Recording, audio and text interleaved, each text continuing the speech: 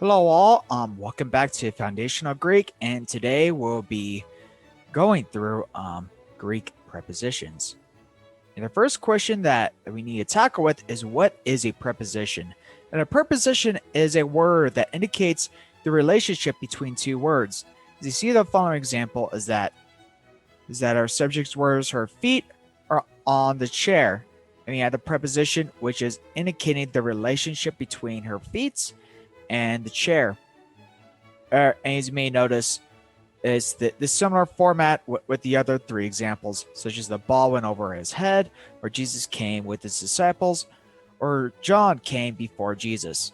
Another thing you need to note on English prepositions is that the word that follows the preposition is called a object of preposition. In English, the object of preposition is always in the objective case. And what is the objective case in English? And we can easily see this as that the book is under him. We do not say in English that the book is under he, because he is a subjective case for him. And or I could say more specifically in English is that him is more like the third person case for I, for the I noun or pronoun, I say. Now for prepositions in Greek, prepositions have the same function as English. However, the meaning on the preposition depends on the case of its object. Like for example, we have a dia Christou, which is through Christ, versus dia Christon, versus because of Christ. As you may notice, the of and the genitive form of Christ is not translated. And due to this, we had to give out a note that if a word is in the genitive or dative because it's an object of a preposition, do not use the keyword, or in other words, the translation of the case itself, since the preposition is translating how is the word being used. Like in the Greek, there's some prepositions that occur in one case while others in multiple cases. See this previous example, we had this one preposition dia, which is used in two cases. The first one would be the genitive case, but the second one would be the accusative case. It's like, and the things you guys may notice, English also has different meanings for prepositions, such as like I am in the building versus you have faith in Christ. You also may notice that in prepositions in Greek, that the preposition does not change with the noun's case. However, a preposition can change when the preposition ends in a vowel and the following word begins with a vowel. We have these two examples of meta auton, which says there's two vowels next to each other. Greeks do not like saying this because it just doesn't sound right in their lips. So instead of meta auton, it's supposed to be net metauton, after him. And then you have a second example of which meta himon, with us, but since you have two vowels next to each other, on the preposition vowels has a give up, and if there's a get to note that that since the vowel they have after is a rough breathing, this tau becomes theta, because methimon doesn't sound right, but methimon promotes the H sound from the rough breathing mark, which leads to methimon, which is with us. This phenomenon in Greek is called an elision. You also may notice that these elisions change depending on the breathing mark. This occurs to to help pronounce the sound combination more easily, as we explained just earlier. In the Thesica Greek, there are two categories of prepositions in Greek. In the first category, which we will be learning most of the prepositions, if not all, is that they're called proper prepositions. And these prepositions could be found connected to verbs. This is a rabbit hole, so I won't be going more into detail on how prepositions relate to verbs. And the second category would be improper prepositions, which are prepositions that cannot be found connected to verbs. There's a lot of improper prepositions, at least 44 in the New Testament, so we will not be covering them for this lecture. And overall, how we're learning about these prepositions is that we'll be drawing one or two circles to establish what these prepositions mean, to give you a visual understanding. And the first preposition that we'll be learning is n. And n occurs in the dative case before nouns. It means in English in, or like in the realm of, which is why sometimes n can also translate as by. And a very good English word to remind on what n means would be empathy, which is actually a combination of two Greek words of en pathos, or which translate to in feeling. The second preposition that we'll learn is ice. Ice. And if you notice of the circle, we have a direction mark going into the circle because ice is indicated into or in. Like ice can also be used for the objects of the preposition is being used as a reason or purpose. So before ice is you'll see ice being used before words in the accusative case. Next we'll have ek, which is a preposition used before genitive cases, and like ice, it indicates a movement which is out of or from. And ek has a very interesting illusion in which like when ek is before any vowel, the kappa becomes a c. So ekimon becomes eximon. Now the third preposition we'll learn is dia, and that you may notice in the circle you have an arrow going straight through the said objects because dia means through something.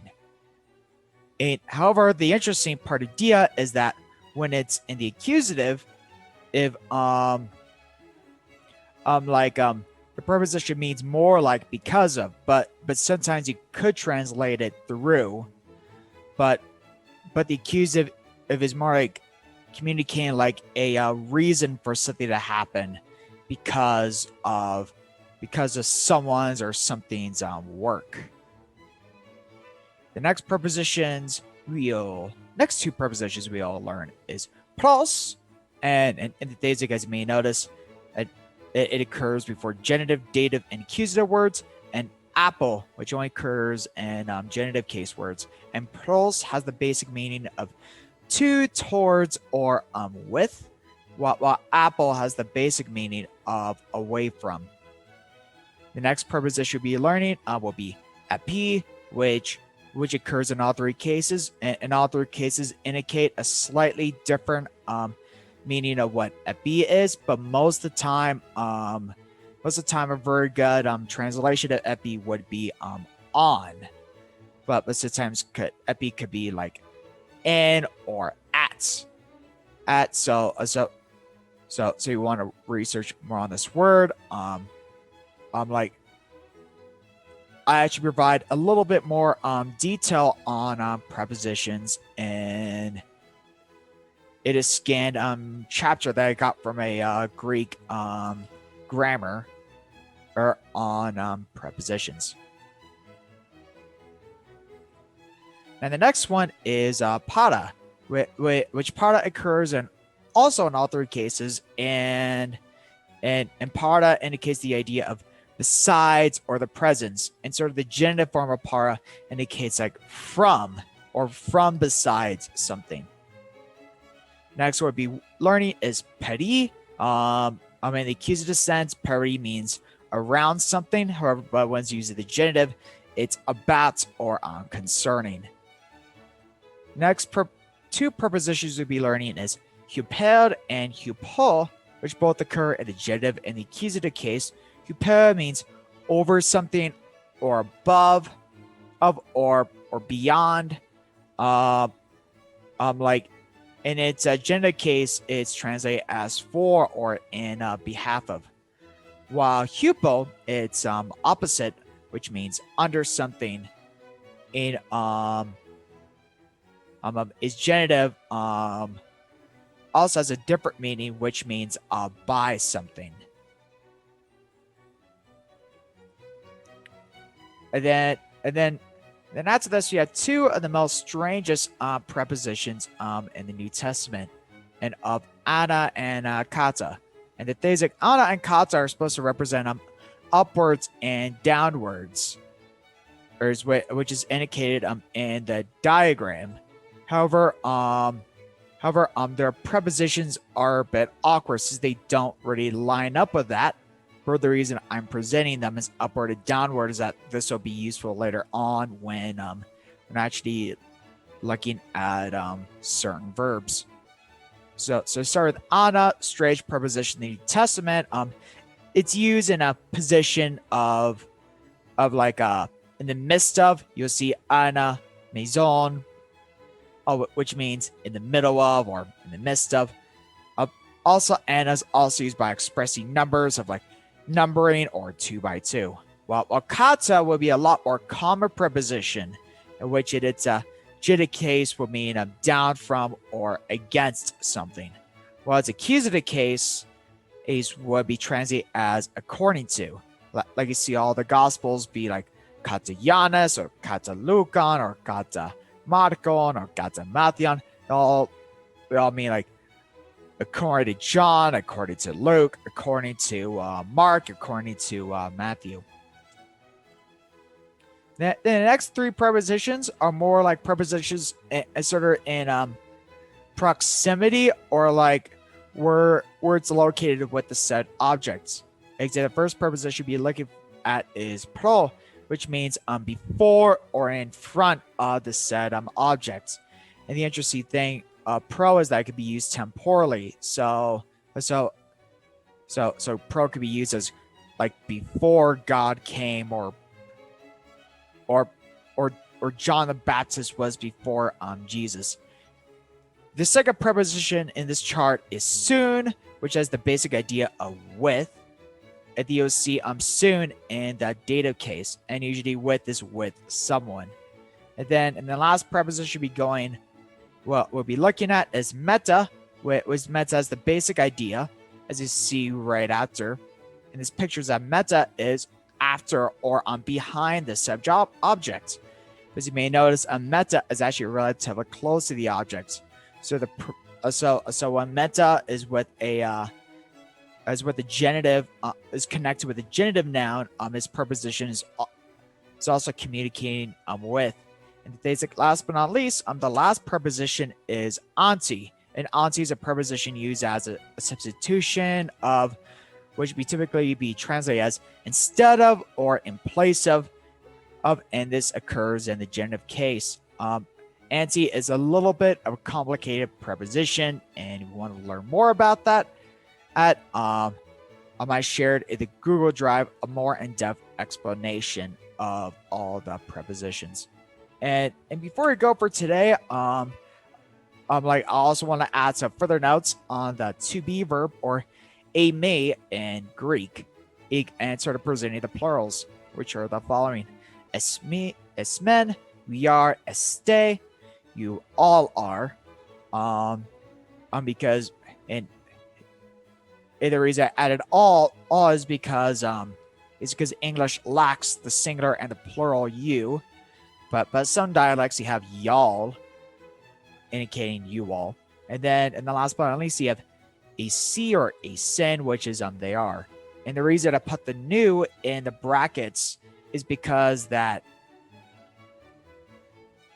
this new one is used in the third plural, happens sometimes, but the other time it doesn't occur, or because overall it's more like a stylistic choice, and due to it being a stylistic choice and not indicating any meaning or any additional meaning out of the verb, this is called a removable new.